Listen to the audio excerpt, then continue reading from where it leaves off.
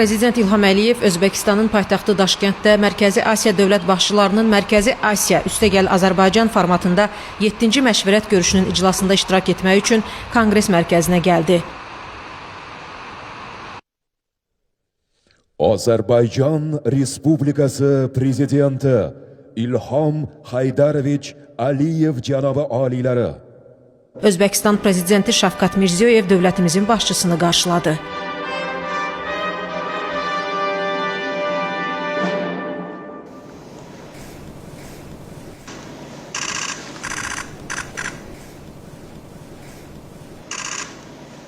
Sonra tədbir iştirakçıları birgə foto çəkdirdilər.